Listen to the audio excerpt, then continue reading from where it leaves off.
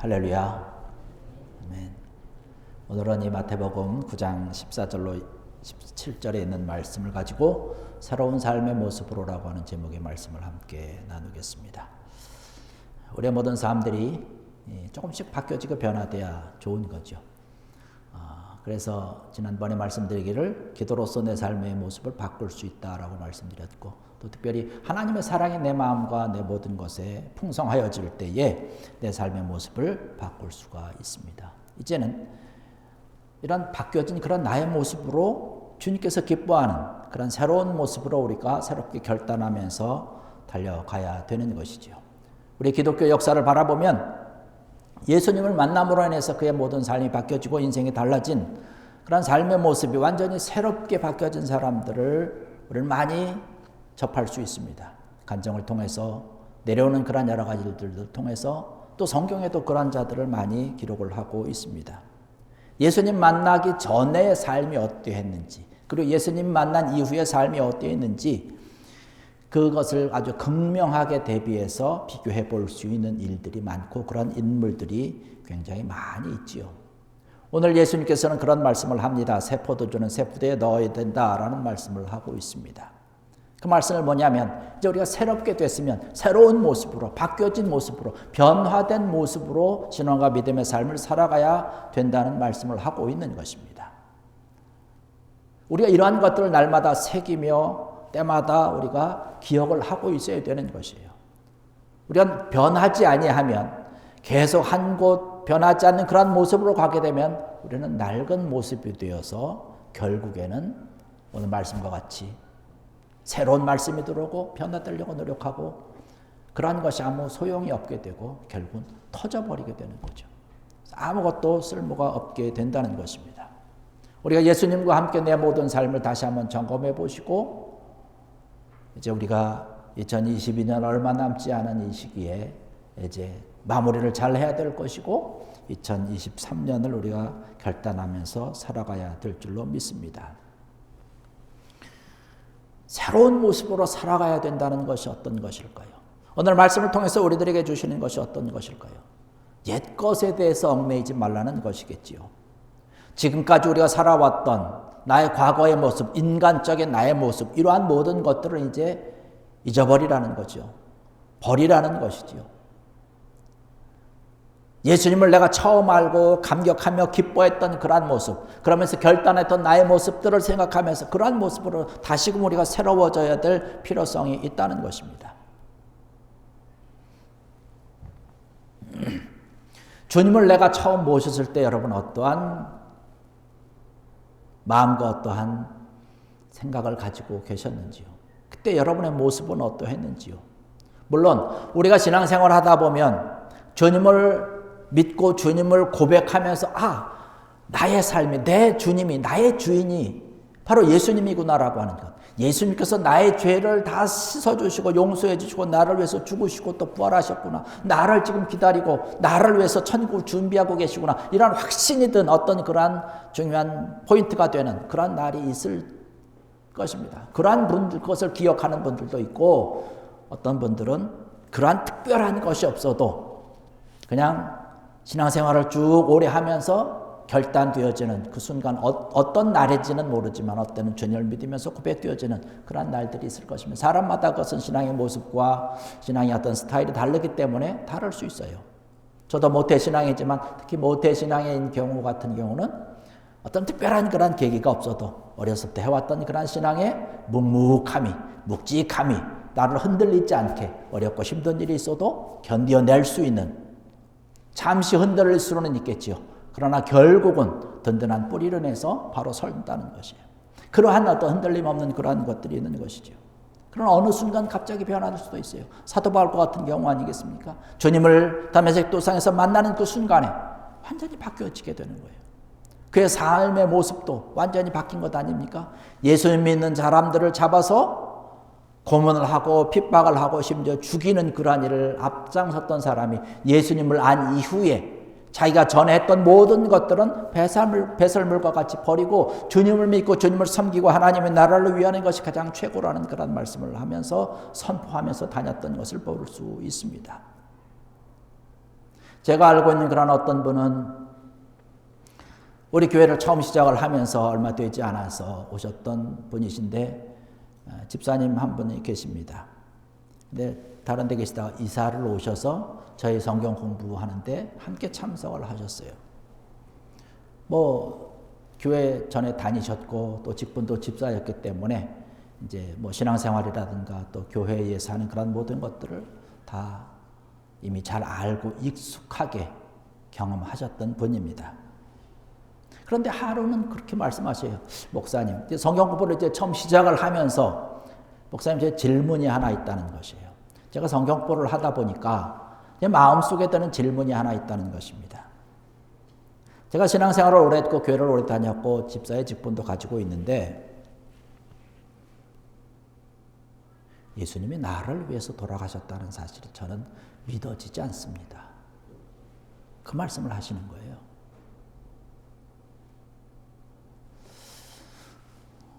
그래서 제가 단도직입적으로 집사님 그러면 구원의 확신이 있으신가요?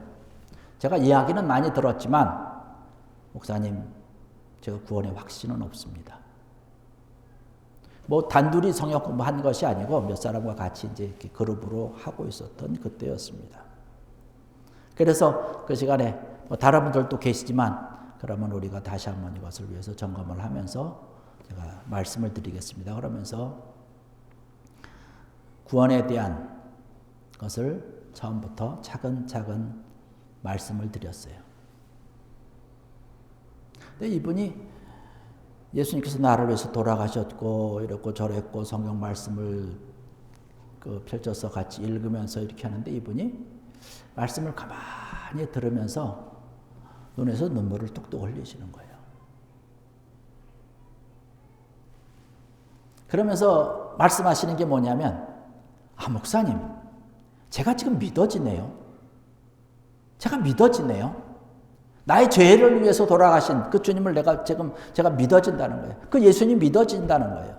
그러면서 눈물을 흘리시는 것입니다. 바로 그 자리에서 그런 고백을 하시더라고요. 내가 이제까지 신앙생활을 오래 했고 교회에서 직분의 것을 집사의 직분을 감당을 하면서 지나왔지만 이렇게 믿어지고 확신이 드는 것은 제가 이제까지 경험하지 못했습니다라고 하면서 내가 이제 예수님이 나의 주인이시고 나의 구주이시며 이제 내 삶이 하나님을 위해서 주님을 위해서 이러한 삶으로 살아가기로 내가 결정을 하고 결단을 합니다라는 말씀을 하시더라고요. 우리가 예배를 시작을 하면서 찬양을 드립니다. 오늘 부른 찬양이 이 찬양이었어요. 처음 우리가 부른 찬양이 왕이신 나의 하나님 내가 주를 높이고 영원히 주의 이름을 송축하리이다.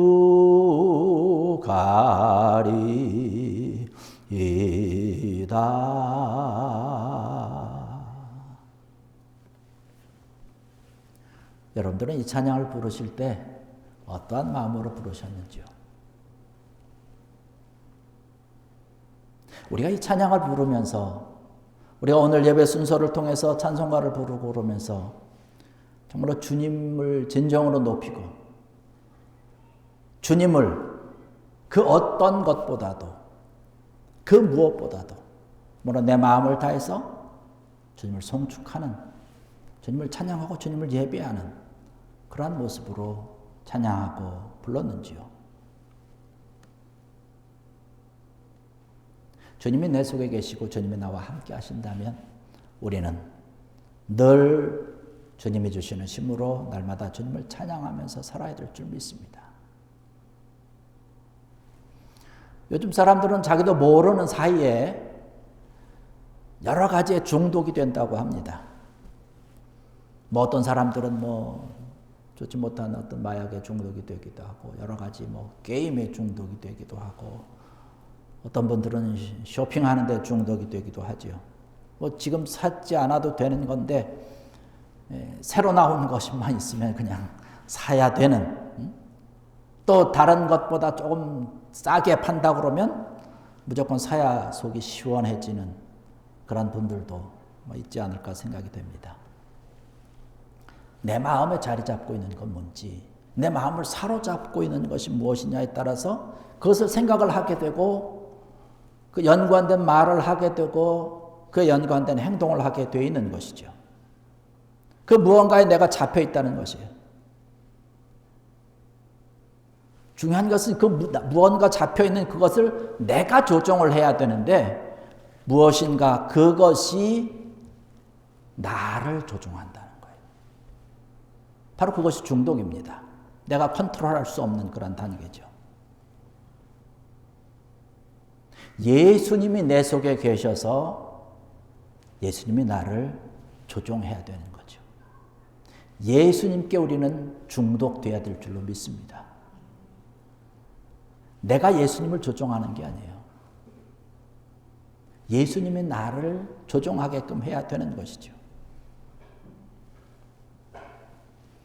그렇게 되면 교회에 나와서 출석하는 것 그 자체가 즐거운 것이 아니라 그것을 뛰어넘는 거지요.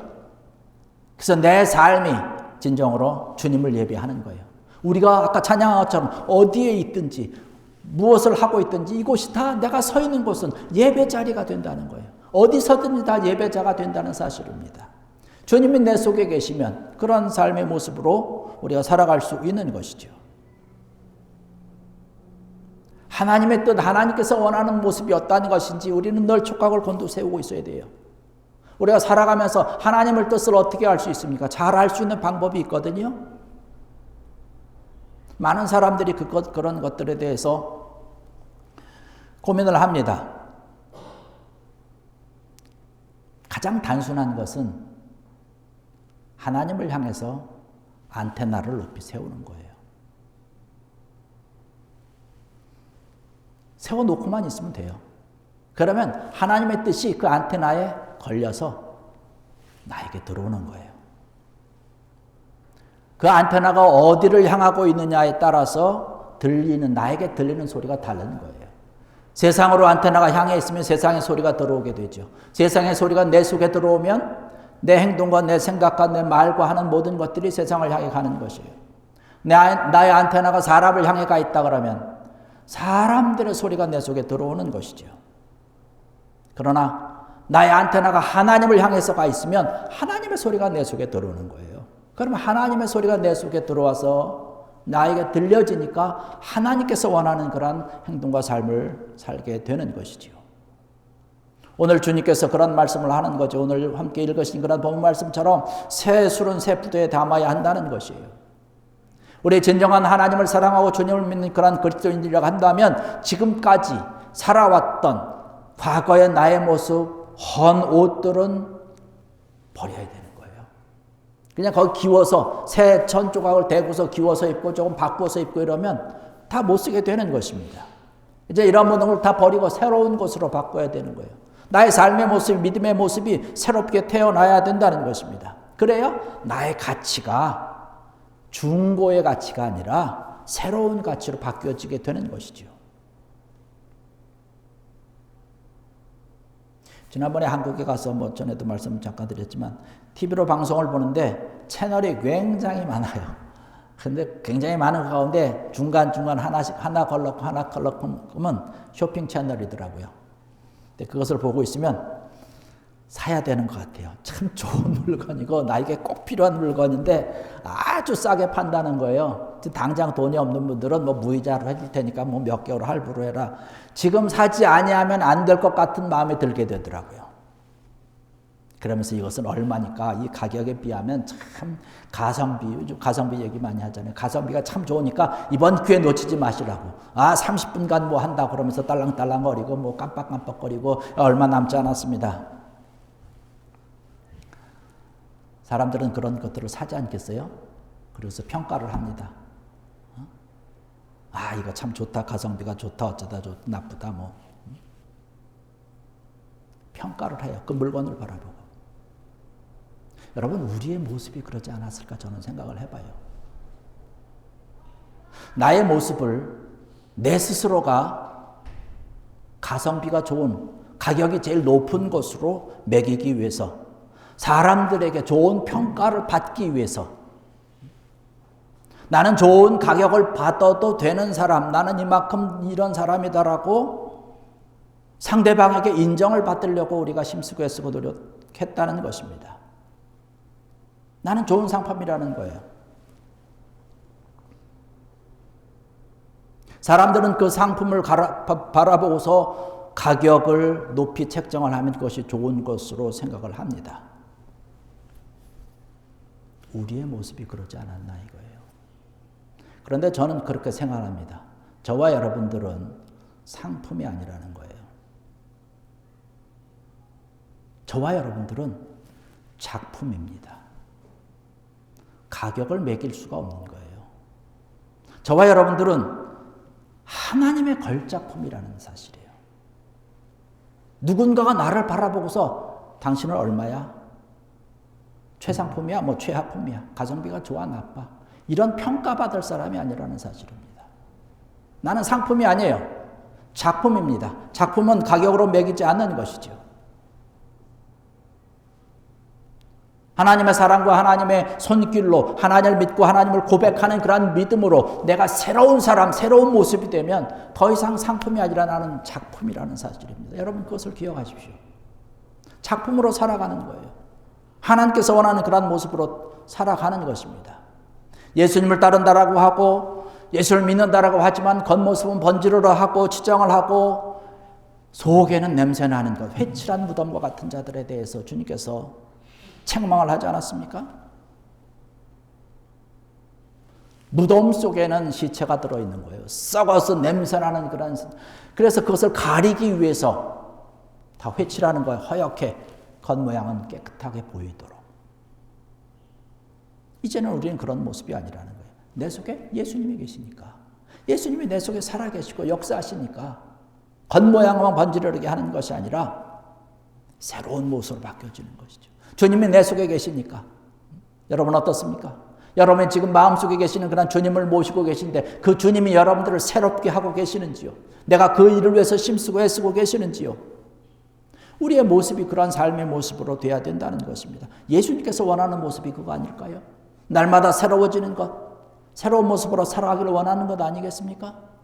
그래서 기도하면서 나의 모습을 바꾸어 나가야 되는 것이죠. 하나님의 사랑을 내 마음속에 심령 속에 온전히 받아들여서 하나님의 사랑으로 사랑이 가득 찬 모습으로 새로운 모습으로 바꾸어 나가서 하나님의 귀한 영광을 우리가 누리면서 살아가야 될 줄로 믿습니다. 이런 귀한 은혜가 우리 가운데 차고 넘쳐야 되는 것이죠.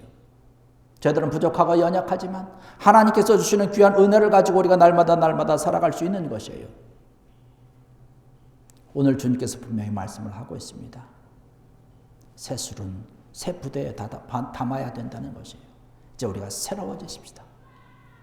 주님께서 내 속에 역사하신다라고 하는 그 사실을 여러분 기억하시고 이 말씀과 같이 나는 이제 새로워진다라고 하는 결단을 가지고 이러한 고백을 하시고 여러분의 하루하루 삶이 더욱더 새로움을 향해서 달려가서 하나님께서 기뻐하시고 하나님께 영광을 돌리고 하나님의 날마다 축복의 삶으로 은혜의 삶으로 사랑의 삶으로 귀하고 하나님 앞에 영광 돌릴 수 있는 귀한 여러분들 되시기를 주의 이름으로 간절히 축원합니다.